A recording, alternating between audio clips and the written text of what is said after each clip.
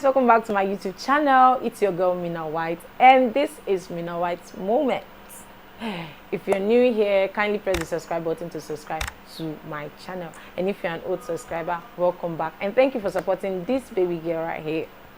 So last week I made a video about my NYSC experience and I got a lot of questions, and I decided to do a video to answer most of the questions because I feel like there are some other persons that will be interested to know. So I wrote down a couple of questions that I will be answering. So the first question here is, what was your reaction when you found out you were posted to Kano? Honestly, it was a big deal for me. I cried. I'm not going to lie. I cried and cried and cried. I wish I had something to do at that particular time. I would have done it. Because I was expected to be posted to somewhere like Abuja, somewhere like Lagos, somewhere nice, you understand? But I was posted to Kano, so it was an issue for me. I remember when I saw it, I sent my brother. I told my brother that I was posted to Kano, my other brother, and I told him that I would like to register again. And my brother was actually literally the one that encouraged me to go to Kano. He advised me, he encouraged me, and he prayed with me. He started making inquiry because I'm not sure any of my family members has visited Kano before. So he started making inquiry. Wanted to inquiries on how I was going to get to Kano, which wanted to use flight, but when we went to check the price, it was way above our budget. So we had to look for another means. So my brother contacted one of his friends. Actually, she did her youth service in Kano State to make inquiry. So how she got to Kano. So she told him she was using those big buses, and I also made inquiry on my own end. And most of my friends told me to use train also. So I decided. So I told my brother, when my brother was trying to encourage me to go, I told him that I need time to think about it and pray, and I'll get back to him. So he said okay. So he gave me like 2 days to think about it. So on Wednesday I made up my mind that I was going to go. So I called him and I told him that okay, I've made up my mind that I'm going to go to Kano. So what I did that Wednesday was I think it was Wednesday. Was it Wednesday? Yeah, it was on Wednesday. So I went to church to see my pastor. I went to church and my pastor was not around, so I had to go to the altar and I knelt down and I was talking to my God. I said, God, I really do not know why you're taking me to Kano, but I know that the thought you have towards me are thoughts of good and not of evil. But I'm just asking you to give me mercy journey, take me down to Kano safely, because the insecurity in Nigeria is something else, and please Lord protect me. So I know I cried that day on that altar and I was praying and I collected the anointing oil and I rubbed it on my head, on my forehead. So I was about leaving and the Holy Spirit led me to see the associate pastor. So I went back to meet the associate pastor and I explained that I was posted to Kano and I'm really scared, but I have to go. So the pastor prayed with me and he said God was going to give me favor for my journey. So I said okay. The next day I had to start going to Kano. I was on my way to Kano and the car broke down. Hey, wahala Pro Max. Hey, so I was like, what's happening? I had to call my other brother immediately and I told him, bro, look at what's happening. No, the car just spoiled. Are you sure this is not God telling me to go back? And my brother was laughing. He said, shut up your mouth. It's not God. It's the devil playing with you. So you need to go. So I think we were stuck there for about an hour and the car was not making, there was no way the car, there was just nothing they could do at that particular moment. So I had to think of another, I had to think of what to do. So I decided to take a train. So I had to immediately, I slept in a hotel that Thursday, and the next day I had to take a train that was going to take me to Kogi State. So I decided to take a train. So I finally got to the train station and the bus, my suitcase just got bad. I was carrying this plastic suitcase box. So on my way to the train station, because I was pulling it and in order to meet up with the train, so I think the suitcase fell down and it broke. So at that particular moment I just sat on the floor and I was crying. I'm like, what happened? What's all this temptation now? What's all this? And when I was living with that suitcase, my mind told me to use the other one, but I was stubborn. I was telling myself, I'm going to camp and I'll be seeing a lot of big girls there, so I need to carry this one. This one is very fancy. This one is very fine. So I decided to carry that one. And this one now just to disgrace me here. Hey! So I just sat on the floor and I was crying. So some guys saw me and they came to meet me and they asked me what happened. And I was just explaining to them that I'm tired. Like, I've been stressed. My journey has been going so badly and all that. So they felt for me, and the only option there, because there was no way I could get like another suitcase, so the only thing I could get was the Ghana Must Go. So that was why you guys saw Ghana Must Go on that video.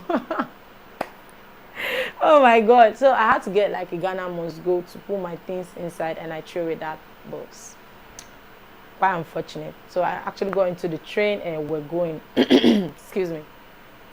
The train also got bad on our way. Like, we were stuck in one particular place for 3 hours. 3 good hours were just in one place. We're supposed to get to Etakpe by 2 or 1 p.m. in the afternoon, but we got to Etakpe by 4 p.m. So I called my brother again and I told him, Verse, I've not gone very far. Are you sure this is not God speaking, that I should go back home? My brother said, no, you're not going anywhere. You're going to go to Kano. So I said, okay. We got to Etakpe by 4 and had to board another vehicle going to Abuja. So from Etakpe to Abuja was going to take like 4 hours.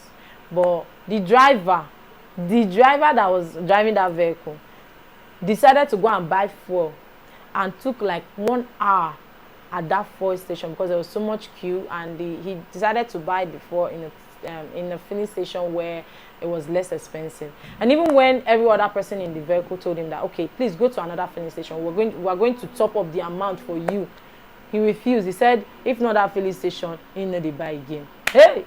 So we're there for like an hour plus. I think some other persons were quarreling him, they were shouting at him, but me, I was very tired, honestly. So I had to just come out from the car, and I was just outside sitting down, and I'm just praying to God for his God, just please help me, let me get to where I'm going safely. That was like what was in my head. That was what was going on in my head at that particular moment. So finally we got our fuel and we're going. Immediately rain started falling, very heavy rain, and the driver was driving recklessly, but thank God we finally got to Abuja around 11, and we started looking for a place to sleep. We actually slept because I met some other a lady and a guy. They were going to Bauchi. I was going to Kano. I did not see anybody that was going to Kano, honestly. So I had to join them because they were going for NYSC as well. So we slept in the same place. So the next day I had to leave them and go and look for where I was going to get another vehicle going to Kano. So I finally get to the park where I was going to get a car going to Kano, and I met another man that I think God used that man to favor me in my journey. So the man actually directed me, was one that was giving me directions, and yeah. So I finally got to Kano, and from Abuja to Kano was about 6 to 7 hours or more. I know when I was in that car, I called my brother again. I was crying this time. I was telling him that I'm very tired because I left Abuja. I woke up around 5 and I left Abuja I got to the park, by 6. And before the park started, before they load their car and all of that, it was like they took about 2 hours. So I was still on my way and I was very tired. I had to call my other brother and I told him like, bro, I'm tired. This place is too far. And I was crying. And my brother, my brother, he tried though. He knows. So he encouraged me as well. He prayed with me and he told me that don't worry, everything will be fine. At the end of the day, you come out victorious. I was like, okay, cool. So I finally got to Kano, and when I got into the building, like the camp building, I told myself, so now I go there for the next 21 days. Hey God, I don't die. So in summary, that was how I felt when I got my color plater and up until when I got to camp. Yeah. So the next question here is, what was your most challenging moment in camp? Hey. I had a lot of challenging moments in camp. I'm not gonna lie to you guys. The first challenging moment I have was living in the same space with a bunch of persons, different personalities, different people, different upbringing, like different lifestyle, and I just have to stay with these people. It was a challenge for me because I know I'm from a big family, but I'm from that family where everyone respects their space. You have your room, you respect the other person's space, you understand? But this time around, I'm living with a bunch of person in the same space, and you have to tolerate their excesses. I have to just manage with them, and this is not what I'm used to. So at first it was a bit of a challenge for me, but I just really have to cope. So I had to, like, okay, Mina, you're here and this is not your father's house, so you just have to tolerate every other person. So although I try my best to be very free with every other person in my hostel, but aside from 3 ladies that I really do not like their personality, because I felt like they were acting too big or too special to be among us, like we're not in the same level with them. And I know that if not with this camp, I'm not sure say any of those people will see me for rude. I'm not bragging though, but I'm just saying, like, I really did not expect their attitude, and it was an issue for me. I really did not connect with those 3 ladies because I found their attitude very irritating. But other than that, I was cool with the rest people. I stayed with 22 ladies, and yeah, the bed was something else. We're using that hospital bed, and see, let me move further. Another challenge I had was to bathe to share a bathroom with a lot of people too. So it was a challenge for me, although I did not use the bathroom. I think I used that bathroom just 3 times. The rest times I bathed outside, although it was an offense. If they should catch you bathing outside, you're going to find yourself in problem. So I bathed outside. It was the way I used to hide and bathe outside. And that one was to use a bucket and poo. So you know it's a public toilet, and there's no way you can go and use the toilet. You have to get, like, when you're going to camp as a lady, you have to get a bucket. So when I got there, the first day I took Lomotin, so I was going to lock my system. So for 4 days I did not go to the toilet. So it was I had to go and buy orange, watermelon, took them so I could, to help me free my system, because I was eating for that 4 days and it was not healthy. So the first time I used that bucket to poo, and I was going to throw it in the toilet, I almost threw up. Jeez, it was like the most disgusting thing ever, and that was like my first time trying it. I don't want to experience that lifestyle again. It was so disgusting, like, ew, jeez.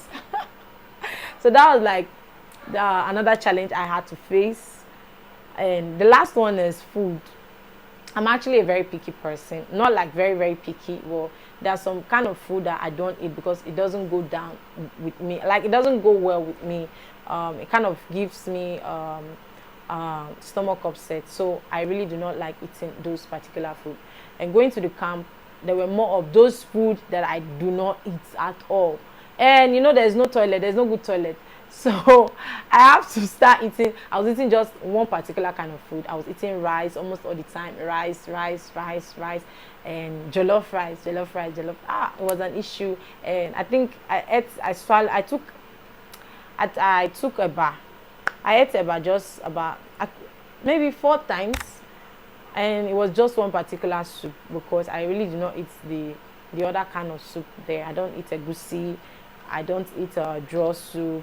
I eat draw soup, but it has to be the one that I prepared myself. So because I can't eat all those other ones, I had to start eating just egusi soup, banga soup and rice almost all the time. So I had challenge with food, I had challenge with toilet, I have challenge with staying with a lot of people. So those were like the challenge that I faced in camp.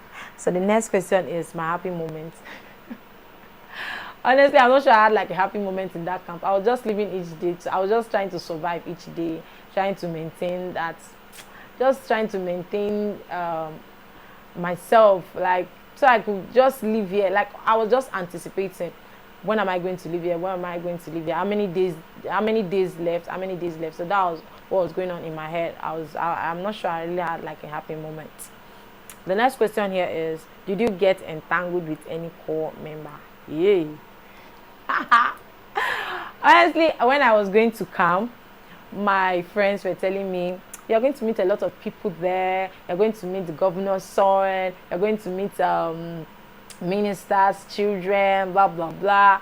But honestly, I was not going there to hook up with anybody. Honestly, I am going there.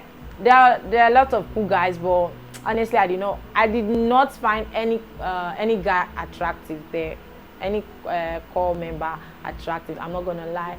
Maybe because my mind was not there. It's not like there were no fine guys. There were fine guys, but more. I beg, all those things are scams. I just wanted to live there and go on with my life. But though I liked someone, though I saw someone that I liked, but it wasn't a core member. But it was but I actually saw someone that I liked though, but it was not a core member. So the last question is the last question. Are you still in Kano? No, I had to redeploy back to Delta State. So I know I've lived my life in Port Harcourt, I've lived my life in Delta, and I stayed a little in Gombe State because I was born there. And coming back to Delta, honestly, when I relocated back to Delta, I felt bad. I was having regrets because I felt like this 1 year was a chance to experience new things, new lifestyle, and learn new things rather than just staying in one particular place. So that regret was there. So but then I already have a life here in Delta. I have a business, I have other things that I'm doing here. So living my life and going back to Kano to start a new life in Kano, I don't think it was a good idea. And the insecurity in the country right now is something, so it's better to just stay closer to your family. And Kano was way too far, like 2 days journey. So I just had to really accept the fact that I'm back here, and I just really need to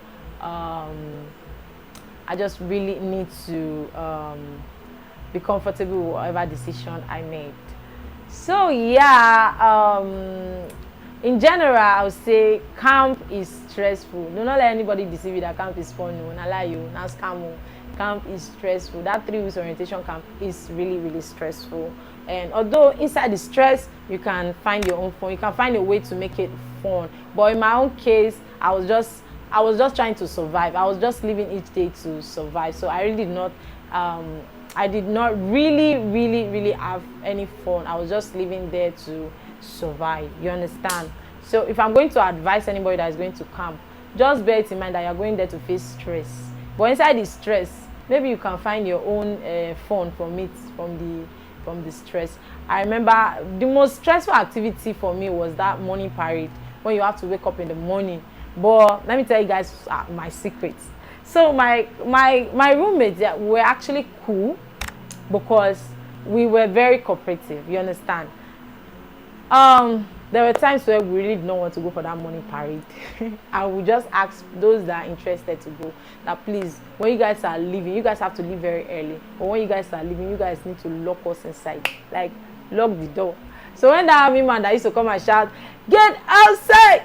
Get outside!" Oh, so that was literally what we're doing almost all the times when we don't want to go for morning parade or any of those activities. So we'll have to tell those ones that are going to please leave on time so they can lock us inside so we sleep well, because this stress, how can you wake up 4 o'clock in the morning to go and be doing parade? So we tell those ones that are going, please go and lock us inside. But one day, that army man, that soldier that used to come and be shouting, "Get outside! Get outside!" The man came and called us inside. Because he came and it's like, I don't know if someone told him that people were inside or so, but the man came and he had to, he found out that people were inside this room. And we're not like 2, we're not like 3. I think we're about 12 persons in the room. So the man caught us. So, over that day, but they didn't really punish us that much. They only seized our ID card, and later we went to beg the man, and he gave us back our ID card. And so that was like the trick we were using, myself and my roommates. That was what we were doing most of the times when we didn't want to go out for all of those activities, because it's very, very stressful. So yeah, that was like, I think I've answered the questions to the best of my knowledge, the way I can answer them. I hope you guys like this video, and please don't forget to subscribe to my channel. And up until next time, my name is Mina White. See you in my next video.